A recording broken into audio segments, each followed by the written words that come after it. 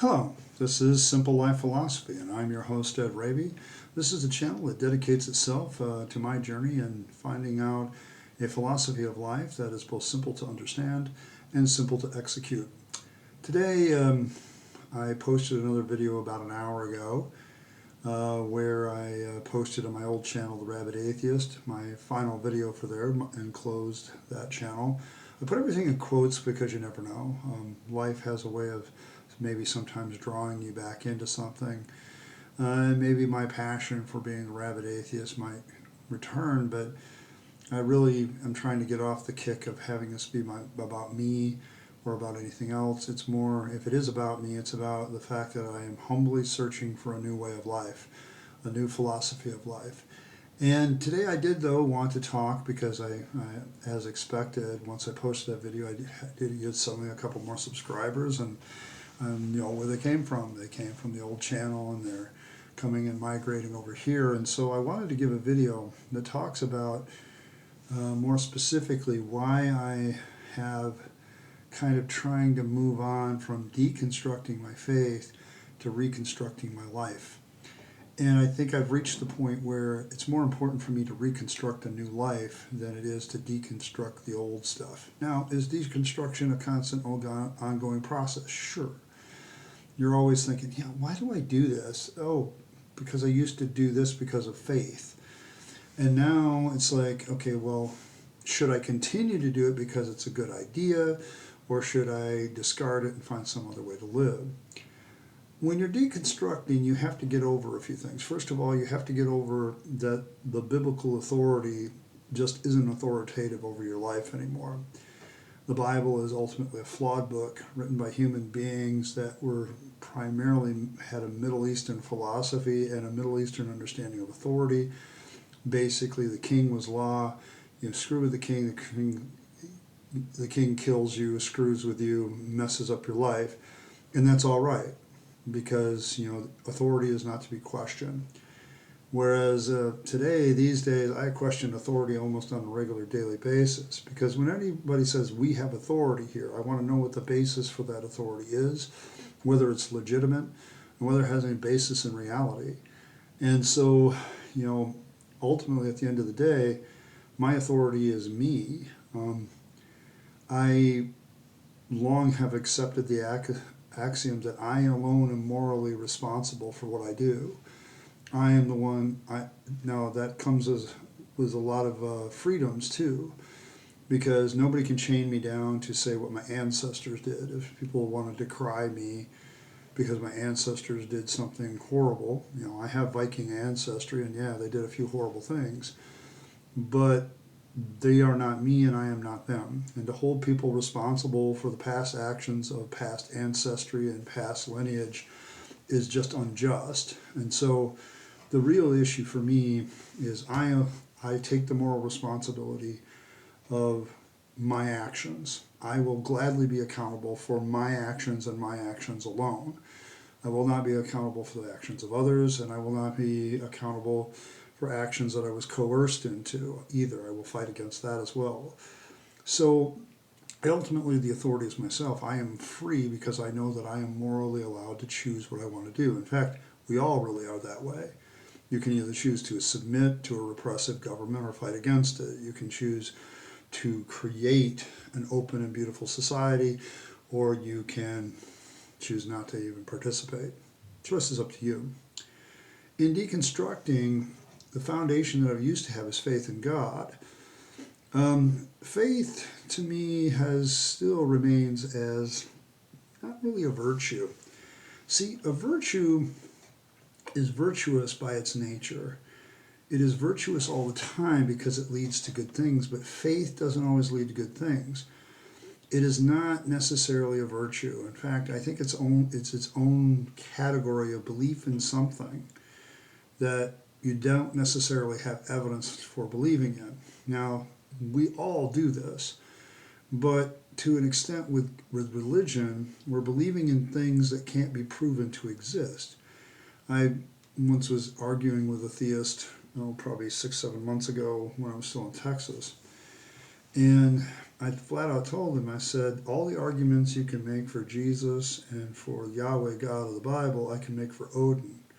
What makes the difference between why is yours true and the Odin one false? Or why is the Odin one true and yours false? On what basis do you make the distinction? And the truth is there really isn't much of a distinction between those arguments. You can argue for all the classic arguments for the existence of God. Just pull the word God out and put a specific God like Odin or Thor or whoever you want to put in there, and you get the same argument. The argument still is the same, and if you consider those arguments sound, then the argument for those existence of those deities is also sound. So, if you assume certain existences, it's still bad. And so faith, for me, and the reason I discard it is because I don't think it's virtuous, and I think it causes us to do really dumb things in the name of faith. I've watched perfectly good, people, great people, they're dating somebody, but that person isn't a person of their faith.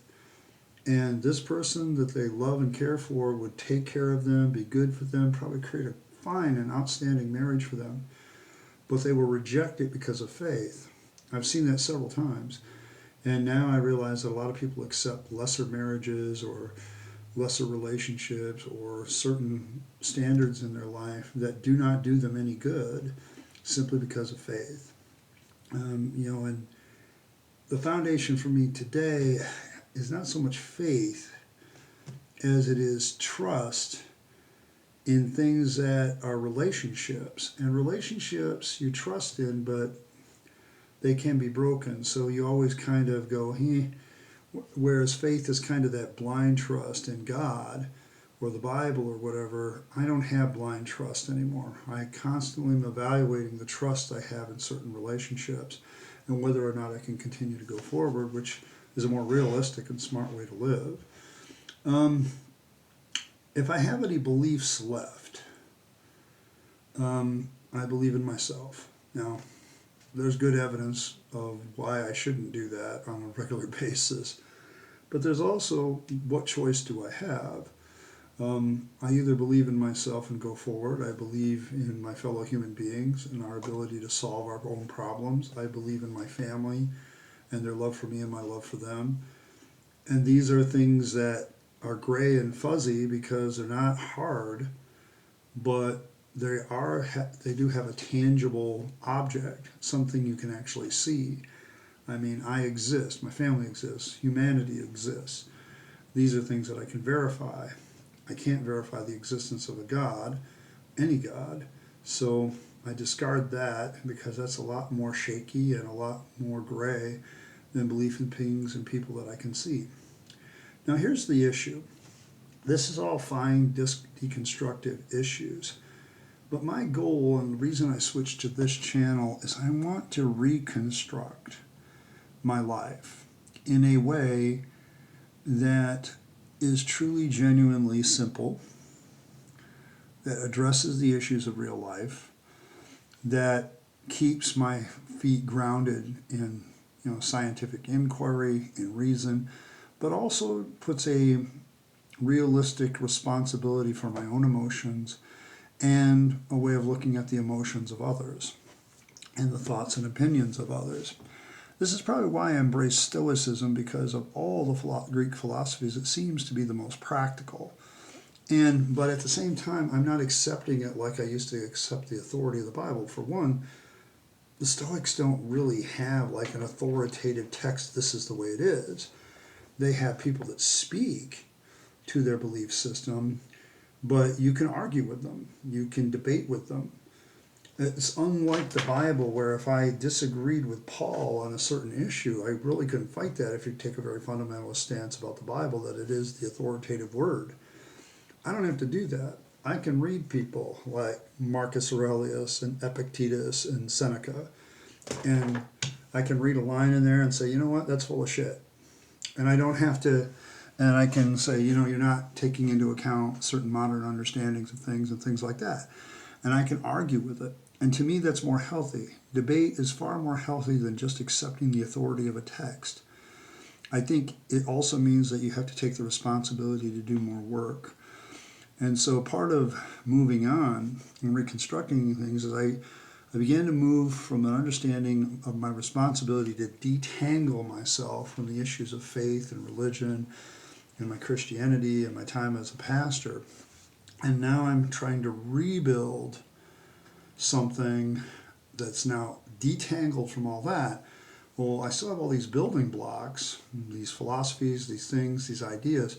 How do I reconstruct them into something, a simple philosophy of life that's easy for people to understand, easy for me to live, and easy for me to show others how they can live it too?